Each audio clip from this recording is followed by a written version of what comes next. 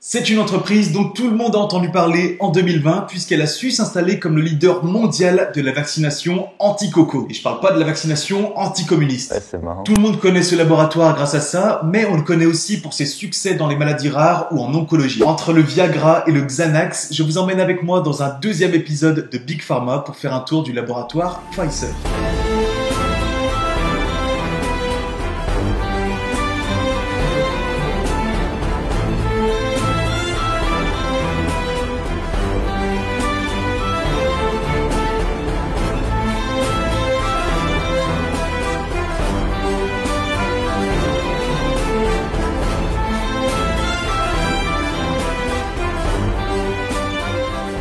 L'histoire de Pfizer commence en 1849 dans un quartier de New York qu'on appelle Brooklyn. C'est là que vivent deux jeunes Allemands, Karl Pfizer et son cousin Karl Erhardt. Bon, il faut croire que le prénom Karl était plutôt à la mode à l'époque. Tous les deux empruntent 2500 $ à la banque et fondent une société de chimie qu'ils appelleront Chas Pfizer and Company Inc. Et ça tombe bien qu'il fasse une entreprise de chimie car Karl Pfizer, il est pharmacien. Et en plus, son cousin Karl Erhardt, lui, il est pâtissier. Enfin, comme je le disais un jour dans une vidéo, L'industrie pharmaceutique, c'est de la cuisine. Le pudding à l'arsenic.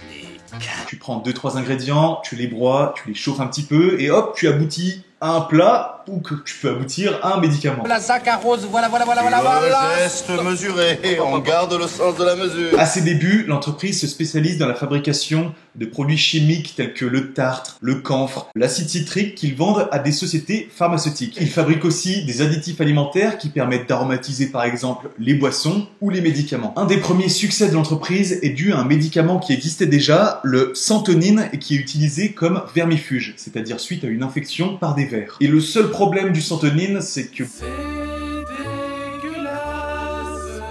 les gens ne veulent pas se soigner parce que c'est vraiment pas bon. Et c'est là qu'intervient ce bon vieux Karl Erhardt, comme je vous le disais, qui est pâtissier et qui réussit à donner une forme de bonbon à la santonine en donnant un bon goût d'amande.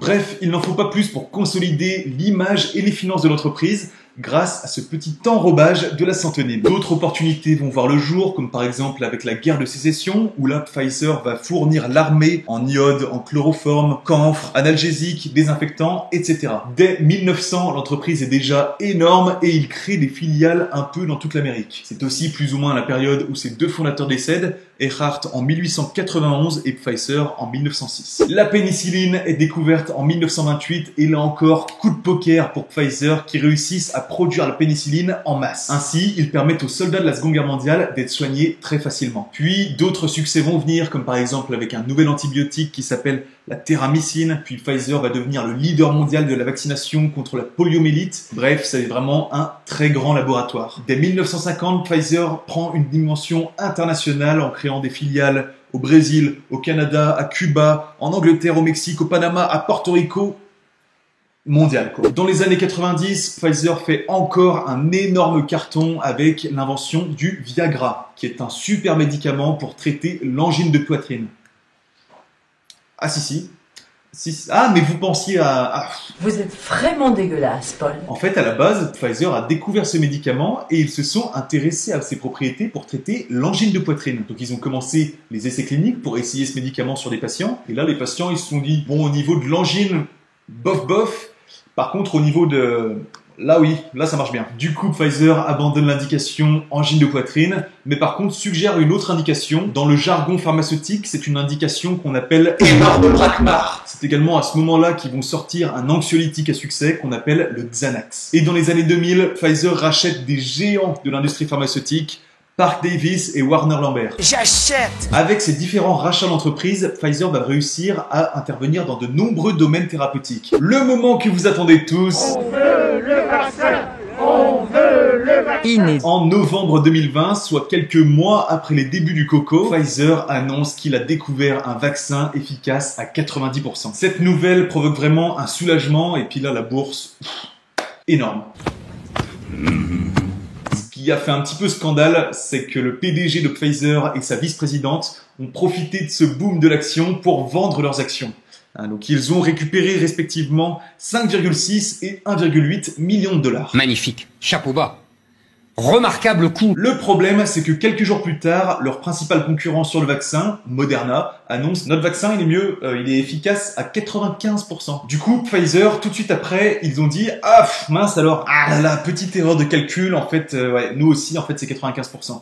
C'est vraiment trompé dans les chiffres, tout ça. Non, posez pas de questions. C'est 95. Stop. Bref, la suite, vous la connaissez. Des milliards de personnes vaccinées. Évidemment, immense succès du vaccin. Mais attention, Pfizer, ce sont aussi des petits coquins. Maintenant, ça va chier. En 2009, ils versent 2,3 milliards de dollars d'amende pour mettre fin aux plaintes qui concernent leurs pratiques au niveau commercial et publicitaire. Effectivement, ils auraient par exemple proposé des dosages d'anti-inflammatoires qui ne sont pas autorisés. Ils auraient aussi donné de l'argent à des médecins pour qu'ils prescrivent davantage leurs produits. Ils en avaient marre de toutes ces plaintes, de toutes ces rumeurs. Du coup, ils ont fait un chèque et tout allait mieux. Moi aussi, j'aimerais bien régler mes problèmes comme ça. Quoi ? Rattrapage pour le partiel ?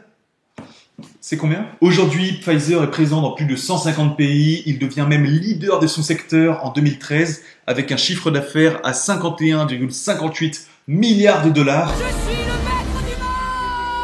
Mais il redescend en 2019 à la 3e place avec seulement 48 milliards. D'accord, ouais. C'est vraiment à la limite de la PME là. On finit sur quelques anecdotes, voilà, ça prend pas longtemps, ça mange pas de pain. Le saviez-vous, le Stade Rennais, le club de foot, a eu Pfizer sur son maillot en sponsor pendant 11 années. Voilà, j'ai rien à dire de plus, mais je trouvais ça marrant. Sinon, je vais vous décevoir, mais Carl Pfizer n'est pas le cousin de Karl Erhard. Oh, c'était son beau-frère, mais aussi son cousin, mais en même temps son beau-frère. Ah oui, non, je confirme, c'est bien ça. En fait, Karl Erhard s'est marié avec la sœur de Carl Pfizer, ce qui fait d'eux des cousins et des beaux-frères. Ah, c'est la fin de cette vidéo, j'espère que vous en avez appris un petit peu plus sur le laboratoire Pfizer. Si c'est le cas, n'hésitez pas à partager ma vidéo et à vous abonner à ma chaîne YouTube. Si vous avez des idées d'autres entreprises que je pourrais vous partager dans mes vidéos Big Pharma, n'hésitez pas à les noter dans les commentaires. On se retrouve très vite dans une prochaine vidéo, à bientôt.